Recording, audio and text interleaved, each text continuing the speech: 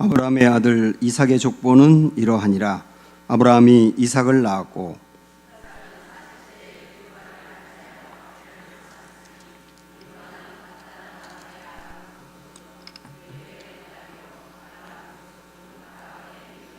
이삭이 그의 아내가 임신하지 못하므로 그를 위하여 여호와께 간구하매 여호와께서 그의 간구를 들으셨으므로 그의 아내 리브가가 임신하였더니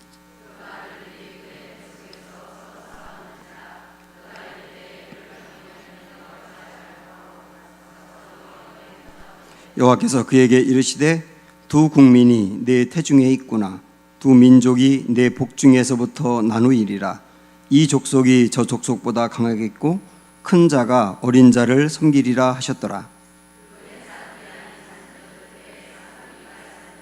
먼저 나오는 자는 붉고 전신이 토록 같아서 이름을 에서라 하였고 후에 나온 아우는 손으로 에서의 발꿈치를 잡았으므로 그 이름을 야곱이라 하였으며 리브가가 그들을 낳을 때에 이삭이 60세였더라. 아멘. 네, 오늘부터 우리 야곱에 대해서 시리즈로 한 12번 정도 여러분과 좀 나누겠습니다. 주일 오후 예배 시간에요.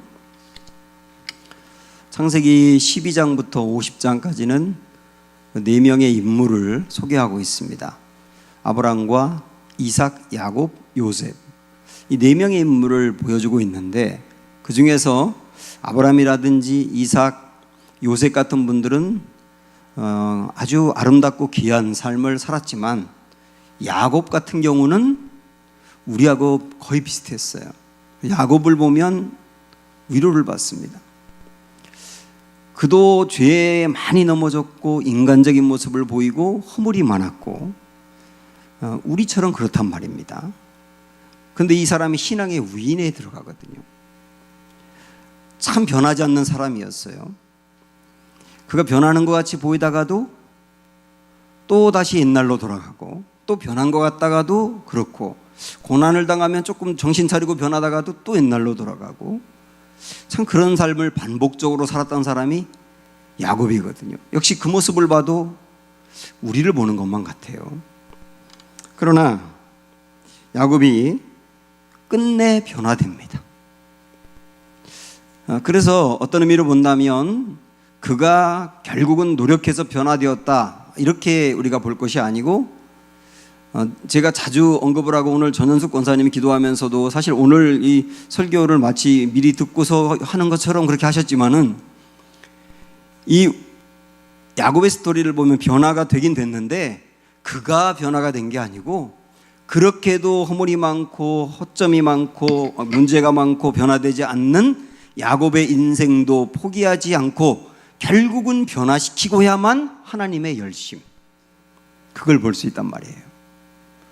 야곱을 이사야 41장에 보면 이스라엘을 표현하면서 이스라엘이 야곱으로부터 이렇게 그 지파가 나왔지 않습니까? 그래서 뭐라고 야곱을 이스라엘을 표현하느냐면 버러지 같은 너 야곱아 그래요. 버러지 같은 너 야곱아. 옛날 성경에는 지렁이 같은 너 야곱아 이랬어요. 이 야곱의 모습이고 이스라엘의 모습인 겁니다. 버러지나 지렁이나 혐오스럽고 쓸모없이 보이지 않습니까? 이 야곱이 그랬어요. 그 야곱의 후손인 이스라엘도 그랬고요. 그런데 야곱의 또 다른 하나의 그 별명은 우리가 알고 있는 것처럼 이스라엘이거든요. 하나님이 창세기 32장에서 야복강가에서 야곱과 씨름하며 싸우다가 그 나중에 야곱을 보내면서 했던 말씀이 네가 지금부터는 이스라엘이다. 이스라엘이라고 하는 말은 하나님의 민족이라는 뜻도 되고 하나님의 왕자라는 뜻도 되거든요. 넌 이제 하나님의 왕자야. 버러지 같고 지렁이 같은 야곱이 하나님의 왕자로 바뀐 거예요. 이걸 보여주는 게 야곱 스토리의 핵심입니다. 그래서 우리는 야곱 같은 우리, 변화되지 않고 허물이 많은 우리도 결국은 하나님이 변화시킬 것을 기대하면서 어떤 과정과 경로를 통하여 변화가 되어가느냐, 이 주일날 오후 시간에 함께 쭉 같이 가보도록 하겠습니다. 오늘 첫 번째 말씀인데, 이 첫 번째 말씀은 이제 야곱이 태어나는 그 과정이 나와 있어요. 이삭이 40세에 리브가와 함께 결혼했는데 아이를 갖지 못하고 20년이 지났습니다. 20년 동안 아이를 갖지 못하는 동안 아이를 달라고 기도하거든요. 하나님께서 그 기도를 들어주시고 20년 만에 아이를 준 거예요. 아이를 갖지 못하는 상태였다 하더라도 계속 기도해야 되는 이유는 하나님이 언젠가 주실 수 있으니까요. 그런 것도 보여주는 거예요.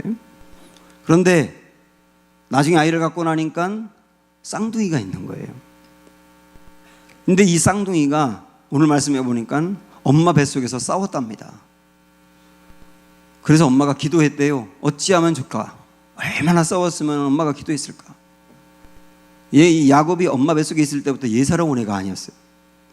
그래 어찌하면 좋겠는가라고 엄마가 하나님께 기도했어요.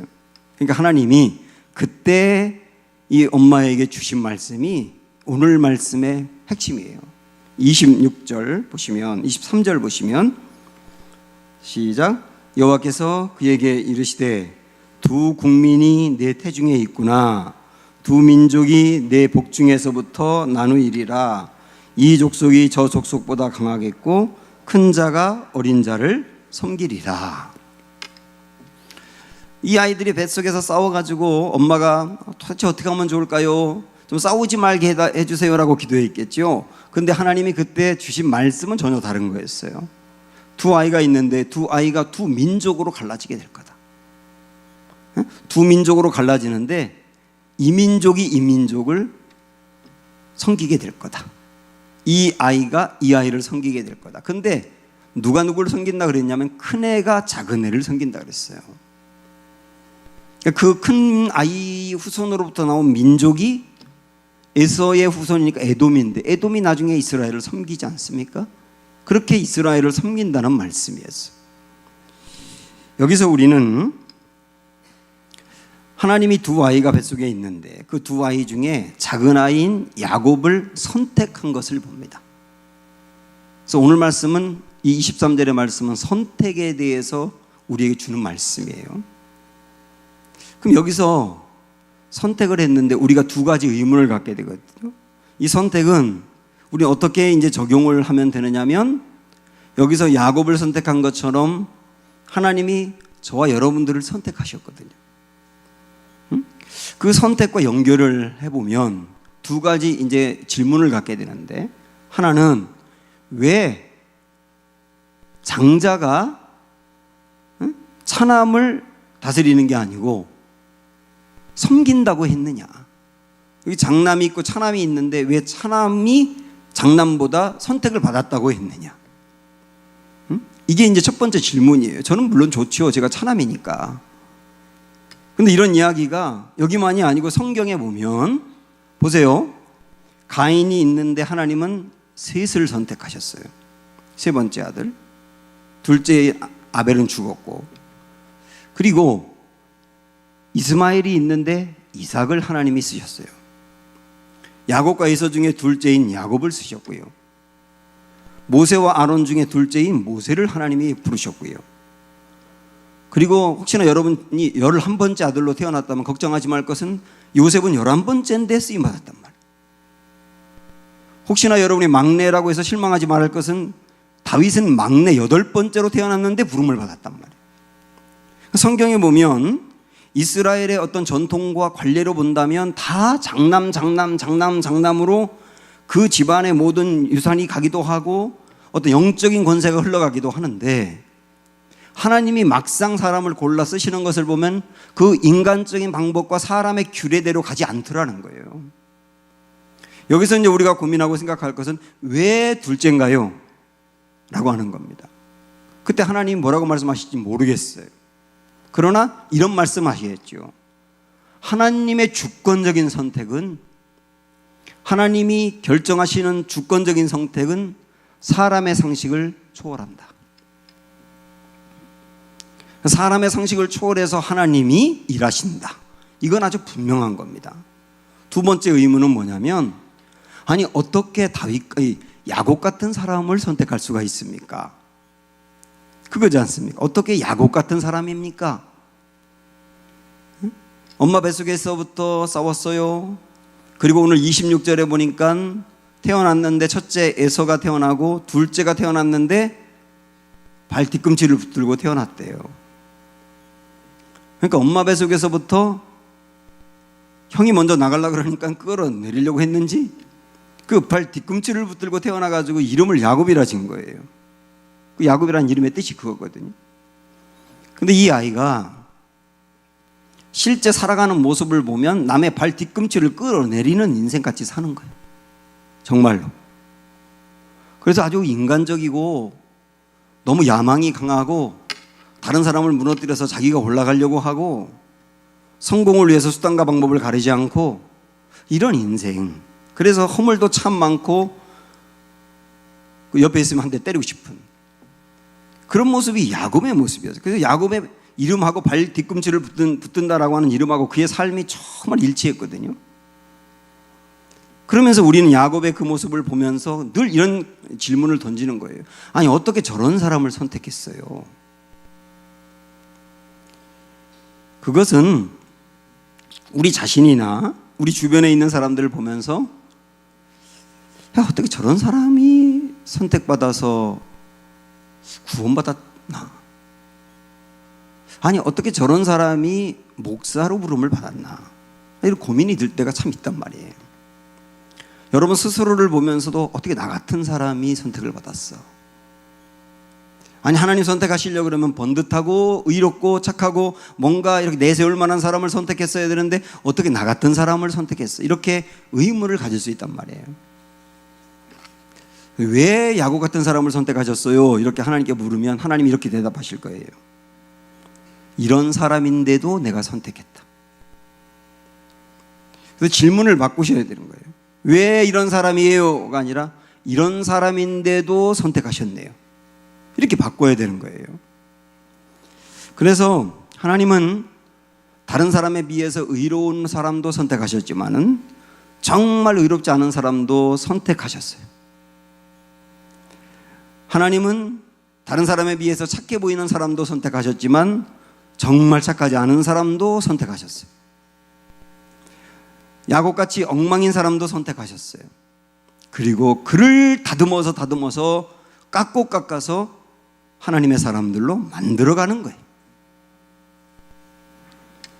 우리는 우리 주변에서 야, 저 사람은 법 없이도 살 사람이야. 그런 사람들이 있잖아요.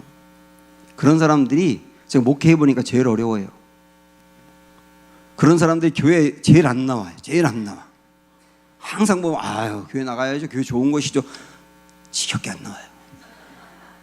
차라리 교회 오물 던지고 유리창 깨고 교회 그게 목사가 뭐냐고 이러는 사람들이 차라리 나올 가능성이 아주 의롭고 흠이 별로 없고 반듯하게 사는 사람 정말 어렵다니까요. 교회에 나와서도 쉽지가 않아요. 그런 사람들 목회하는 게. 주님은 주님의 주권으로 누구든 선택한다. 그래서 우리는 나 자신이 구원받고 선택받은 거에 대해서 항상 이런 자세가 굉장히 중요합니다. 어떤 자세냐면 성 프란시스가 가졌던 자세. 어느 날 성 프란시스에게 한 제자가 이렇게 물었습니다.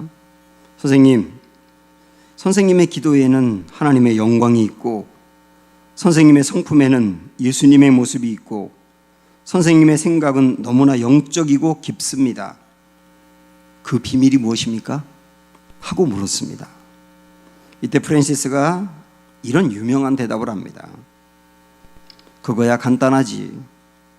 어느 날 하나님은 지구를 내려다 보았네. 그리고 지구에서 가장 추한 사람이 누구인가? 가장 불결한 삶으로 고통하고 고민하는 사람이 누구인가를 찾으셨네. 하나님의 그 눈길이 나에게 머물렀지. 나를 본 순간 하나님은 박수를 치셨다네. 저 사람이야. 저 사람을 붙들어 내가 한 사람의 생애를 어떻게 놀랍게 변화시킬 수 있는가를 보여주어야지. 그리고 자기를 불렀다는 거예요. 이런 자세. 이런 자세. 하나님이 나를 왜 선택하고 왜 부르시고 왜 목회자로 삼으셨나. 그럴 때 나에게 이런 노력이 있으니까, 나에게 이런 열심이 있으니까, 내가 이렇게 의로웠으니까 라고 하는 게 하나도 남지 않고, 야 정말 나 같은 사람, 형편없는 사람인데 하나님 날 보고 저 사람을 변화시켜서 저 사람을 만들어서 하나님의 일을 할 사람으로 키워가야지. 그래서 주변에 죄에 넘어지고 고난에 넘어지고 의롭지 못해서 힘들어하는 사람에게 너도 가능성이 있는 거야. 너 같은 사람도 하나님이 붙들어 변화시켜서 쓰실 수 있어. 저 사람 봐, 저 유석열 목사 저 사람 봐, 저 사람도 저렇게 쓰시잖아. 하나님이 형편없는 사람인데. 그러니까 너도 가능성이 있어. 이렇게 알려주려고, 이렇게 소망을 주려고 하나님이 나를 부르신 거야. 그리고 나를 다듬어 쓰시는 거야. 정말 우리가 그렇게 받아들일 수 있다면 이 은혜인 거예요. 그래서요, 제가 선택을, 하나님 나를 선택하셨다를 이렇게 오늘 말씀 전하기 위해서 묵상하다가 제 마음에 이런 결론이 생기더라고요. 선택 교리는, 하나님이 나를 하나님의 주권대로 선택하셨다는 그 선택 교리는 나를 왜 선택했는지 정말 모르겠다, 정말 이해 안 되고 모르는 게 선택 교리다. 그런데 가장 감격을 주는 게 선택이다. 이게 제가 얻은 결론이에요. 하나님이 왜 저예요? 모르겠다, 진짜 모르겠다. 야, 그런데 나 같은 사람을 골라서 쓰시다니 진짜 감격이다. 이렇게 결론을 내릴 수밖에 없는 거예요. 그리고 하나님이 나를 선택했다라고 하는 것에서 우리가 꼭 주목해야 될 것은요, 애초부터 우리가 자격이 되고 조건이 되어서 선택을 했다면, 사람이 사람을 선택하고 기업에서 사원들을 뽑을 때 그러는 것처럼 준비가 되어 있고 능력이 되어 있고 우리 회사에 적합한 사람을 최대한 골라 쓰는 것처럼 그렇게 하나님이 우리를 골라서 쓰신다면, 애초부터 준비가 됐으니까 별로 문제될 거 없을 거예요. 그러나 준비가 아예 안 돼 있고 자격이 안 되는데도 하나님의 주권대로 우리를 골라서 쓰기 때문에 하나님은 애초부터 그런 사람을 골랐기 때문에 포기하지 않으세요. 조건이 되는 사람을 보고 골랐더라면 포기할 수 있을지 몰라요. 예전엔 그렇더니 지금은 변했네요. 그러나 조건이 애초부터 안 되는 사람을 골라서 다듬어 쓰시겠다고 결정했으니까 하나님은 우리를 포기하지 않는다고요. 그래서 저는 이 말씀, 우리가 이전에 빌립보서에서 공부하면서도 마음에 새겼던 말씀이지만 이 말씀을 정말 좋아합니다. 빌립보서 1장 6절에 있는 말씀, 착한 일을 시작하신 주님이 이를 이루실 줄로 확신하노라. 처음에 나를 선택해서 다듬어 변화시켰어야지, 이게 하나님이 착한 일을 시작하신 거예요.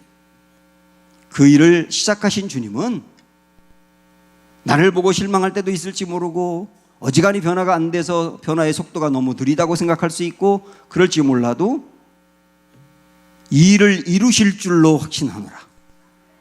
이를 이루실 줄로 확신한다는 말은 내가 하나님의 기대만큼 빨리 변하지 않더라도 포기하지 않을 것이다. 그러나 결국은 변화될 것이다. 그리고 주님이 주도권을 쥐고 그 일을 하실 것이다. 이것을 믿기에 든든한 거예요. 그런 의미로 본다면 우리가 이런 말을 많이 하지 않습니까? 내가 회개를 하고 난 뒤에 주님을 믿어서 구원을 받았어. 이렇게 우리 이야기하지 않습니까? 내가 회개를 하고 주님을 믿어서 구원을 받았어. 근데 여러분, 이거를 각도를 달리해서 생각하셔야 돼요. 하나님이 나를 선택했기 때문에 말씀을 들을 때 회개가 내 안에서 일어난 것이고 믿음이 일어난 것인 거예요. 내가 회개하고 내가 믿어서가 아니고 하나님이 나를 선택해서 구원받는 백성으로 삼았기 때문에 내 안에 회개가 작동한 거예요. 이 안에서 그 말씀을 들을 때 고통이 생기면서 회개가 일어나고 내 안에 믿음이 생겼단 말이에요. 그리고 또 하나는 하나님이 나를 절대로 포기하지 않고 일을 이루실 줄로 확신하노라 라고 하셨던 것처럼 끝까지 포기하지 않을 것인데요, 끝까지 포기하지 않기 때문에 우리에게 변화되지 않을 때 손을 대실 거예요. 하나님은 우리를 선택하셨다는 게 단지 자격 안 되는 사람을 골라서 구원받게 해야지 하고 끝나는 게 아니에요. 자격이 안 되고 조건이 안 되는 사람을 불러서 구원받게 할 뿐만 아니라 하나님의 영광을 위해서 그 사람을 쓰셔야 돼요. 영광을 위해서 쓰시기 위해서는 인격을 만들어야 되고 성품을 만들어야 되고 그 사람을 변화시켜 성장시켜야 돼요. 하나님은 그 일을 포기하지 않는다고요. 그래서 어떤 때는 말씀을 주어서 깨닫게 하고 어떤 때는 감동을 주어서 깨닫게 해요. 그런데도 변화가 잘 안 되면 주님은 매도드는 거예요. 그게 고난인 거예요. 그래서 야곱 같은 경우는 정말 조건이 안 되고 자격이 안 되는데 선택을 받고 부름을 받았는데 정말 변화가 안 된 만큼 고난을 많이 당한 거예요.